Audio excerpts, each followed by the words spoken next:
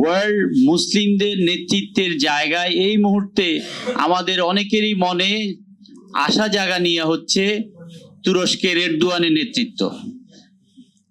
তাছাড়া ইরান যে ভূমিকা রেখেছে তাতে ইরানকেও আমরা ওয়ার্ল্ড মুসলিমের নেতৃত্বের আসনে দেখতে চাই।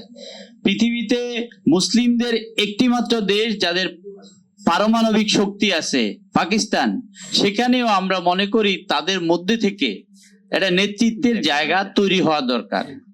আমাদের সংকট চরম হচ্ছে আমাদের দুটি কেবলা, একটি অন্যতম সৌদি আরবে, আরেকটি কেবলা ইহুদিদের দখলে।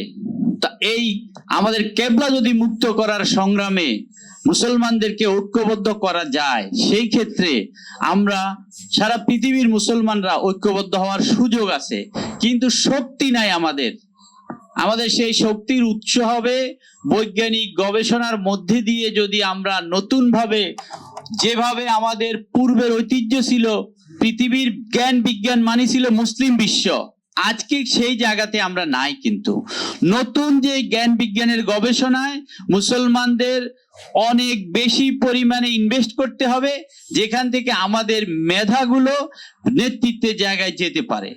আর আমাদের এখানে যেই সমস্যা আছে বাংলাদেশের অভ্যন্তরে, আপনি দেখেন আহলে কোরআন, আহলে হাদিস, এই দল সেই দল, এতে করে আমাদের এখানে একটা কনফিউশন ক্রিয়েট করা হয়েছে। এই কনফিউশন ক্রিয়েট হচ্ছে মধ্যপ্রাচ্যের কিছু দেশের টাকা আর আমেরিকা, ব্রিটেন, ইউরোপিয়ান ইউনিয়ন এবং এনজিওর টাকা। এক একজনে এক একভাবে এই টাকা গ্রহণ করার জন্য এক একটা সাইনবোর্ড খুলে এখানে মুসলমান নেতৃত্ব, মুসলমান দল, মুসলমান মতের মধ্যে অনৈক্য সৃষ্টি করেছে। এটা সমাধানের জন্য আমরা আজকে যারা নেতা এখানে আমাদেরকে যারা দিক নির্দেশনা দিবেন তাদের কাছ থেকে আশা করব যে এই যে এনজিওর টাকা, ইউরোপিয়ান ইউনিয়ন, আমেরিকা, ব্রিটেনের টাকা, আবার এখানে মধ্যপ্রাচ্যের কিছু টাকা যেখানে ইহুদিদের সাথে তাদের গোপন যোগাযোগ আছে। ইতিমধ্যে আমরা দক্ষিণ সুদানের যুদ্ধে দেখতে পাচ্ছি স্পষ্টভাবে ইহুদিদের সাথে, ইসরায়েলের সাথে আরব আমিরাতের গোপন সংযোগ হয়ে তারা একটা গোষ্ঠীকে ইন্ধন দিচ্ছে, যুদ্ধে লিপ্ত হয়েছে। সুতরাং আমাদের মধ্যে এই অনৈক্য, বিভক্তি এবং একজনে একজনে আলাদা হয়ে যাওয়া এবং হয়ে যাওয়ার ক্ষেত্রে বিদেশ থেকে যে অর্থ গ্রহণ করা, গোপনে ইহুদিদের চক্রান্তের মধ্যে পড়া, সেখানে আমাদের জাতীয় মুসলিমদের অনৈক্য সৃষ্টি হচ্ছে।